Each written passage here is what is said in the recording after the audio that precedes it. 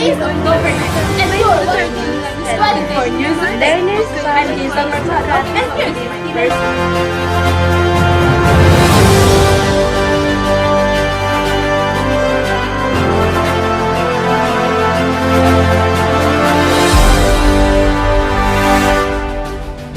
Good day, Philippines. This is 24 News. Today is October 9th, and you're watching 24 News Update. I'm Jayson and here's my first report.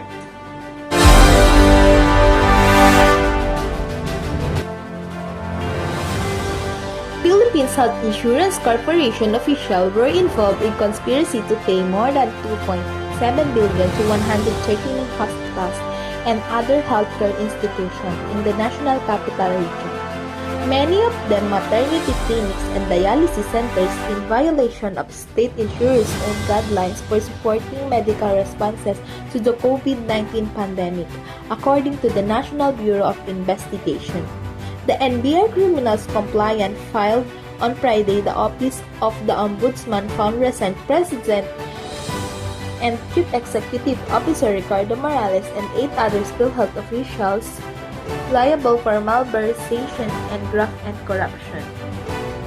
Also named respondents in the NBI compliance were Executive Vice President and Chief Operating Officer Arnelda Jesus, Senior Vice President Renato Limsiaco Jr., and Israel Francis Pargas, Vice President for PhilHealth Regional Office National Capital Region Gregorio Rodriguez, PhilHealth National Region Office and CR Central Branch Manager Lolita Tuliao, and other executives identified as Imelda Trinidad de Vega Beck, Gemma Subicao, and Lailani Padukwa.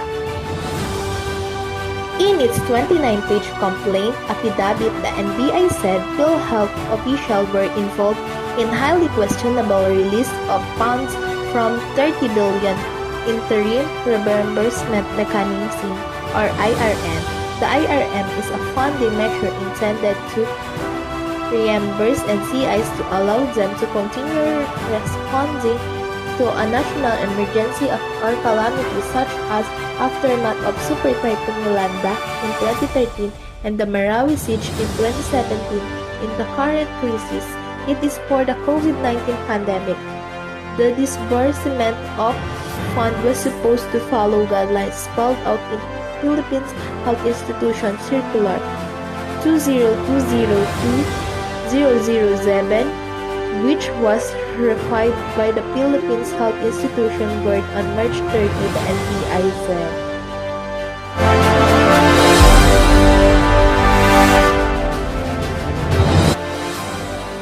And for the new update about Duterte on Lenny's COVID remark, here is Miss Arabella Labuta.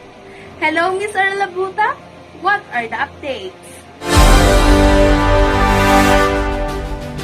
Good day, Philippines. I am Arabella Labuta from 24 News.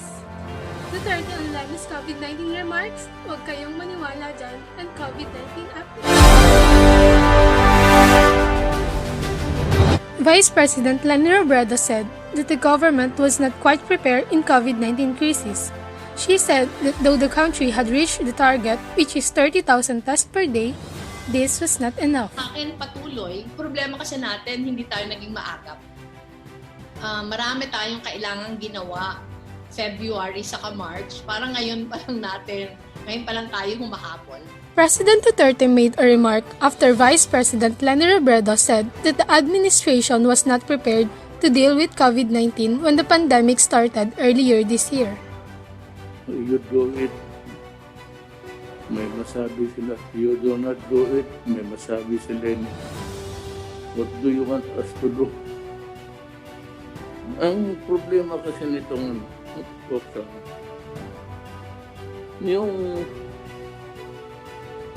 sabi na we are not doing enough. What can we do with the germ that's flying around? It's the microbe that cannot be controlled by any.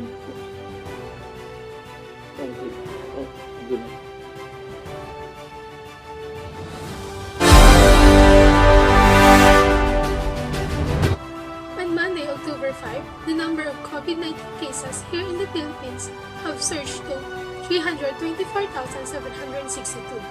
Metro Manila has the highest number of 825 daily confirmed cases on Monday. However, Health Secretary Francisco Duque warned that the country is not going to have a record of 0 cases but aiming for a much lower number of cases. 24 News Update, this is Arabella Butap reporting. Back to you, Ms. Jayson.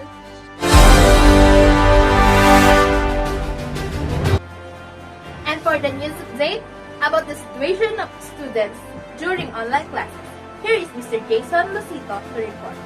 Hello, Mr. Jayson. What are the updates? Thank you, Miss Jayson. Good day, Philippines. I am Jayson Losito from 24 News. Common problem that occurred during online class. Some schools have started with their online classes as early as the second week of July and first week of October. Eliza Adger, grade 7 student, is one of many students who first dove into e-learning in the time of pandemic with the resulting change in education. Internet connection. Truth be told, our country is the internet challenged country, a problem that has caused delay implement remote learning in the general. A truth internet plus exit. They are not, however, created equal. Hence, in the online classes, there was never a day with a student who is not voiced out. Complaints such as, "Can someone tell the professor his Z got disconnected? Oops, where did you go?" Preparing the professor, who's did not realize he got cut off. "I have installable Wi-Fi. Do you guys hear me? We're in the city and yet his brilliance has messed up. What more are those students who stuck in the remote place where signal is not as strong as what we city it's where have. They are close to the mountain Ayon pa kay Ricky, just to hindi get a posible bar ang or two." pagsasagawa ng online classes sa lugar nila. Wala po kaming good internet connectivity, so hindi po ganun ka-accessible pag internet. Pupunta pa ng bundok talaga. Sa bundok kami nakakahanap ng internet connectivity. Sabihin man ng DepEd na libre yung mga site ng education, yung mga gagamitan naman po wala din po sila. Audio clarity. A truth for internet connection can cause audio throwbacks. The type of microphone used of many also contribute to the problem.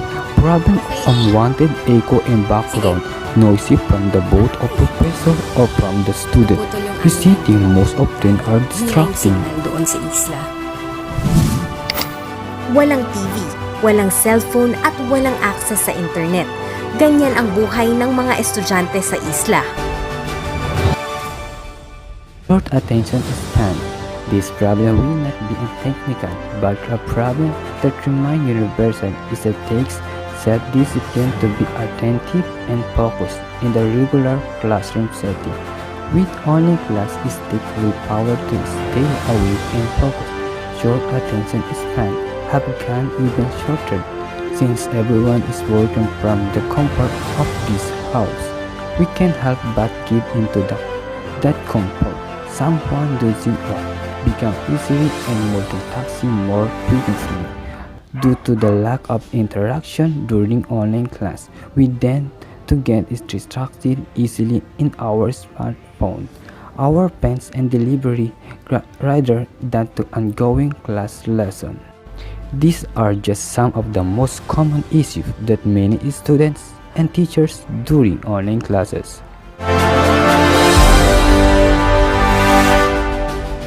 That's the update of common problem that occur during online classes. 24 News Update. This is Jayson Losito reporting. Back to you, Miss Jayson.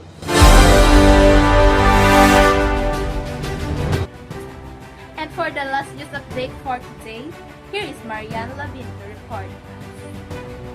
Hello, Miss Marianne Lavin. Please proceed. Thank you, Ms. Jayson Mercado. I'm Marian Hiloma Lapin from 24 News Headline. Learners package Ace Makati student in a school year like no other. Manila, Philippines. In certain cities in Metro Manila, students have received brand new gadgets for schooling during COVID-19 pandemic. But in Makati, each student is provided not only a learner's package, but also assurance of accessible and quality education through the blended learning approach. On September 30, 5 days before the opening of the school year in the public education system, Mayor Abby Binay led the demonstration of the on-the-go OTG flash drive, which is among the contents of the learner's package given to each of the more than 85,000 public school students from kindergarten to senior high school in Makati. Advertisement. It is one of the primary tools we came up with to ensure that no student will be left behind as we go through the new normal in education, Binay said.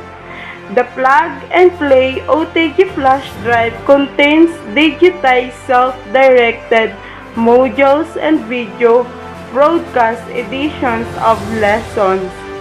With 4 types of USB plugs, it can be used, even without an internet connection, into such gadgets as a cell phone, laptop, desktop. That's the update for today. That's all. Back to you, Miss Jayson Mercado. Again, I'm Jayson Mercado, and this is 24 News. News for all Filipinos, news for everyone.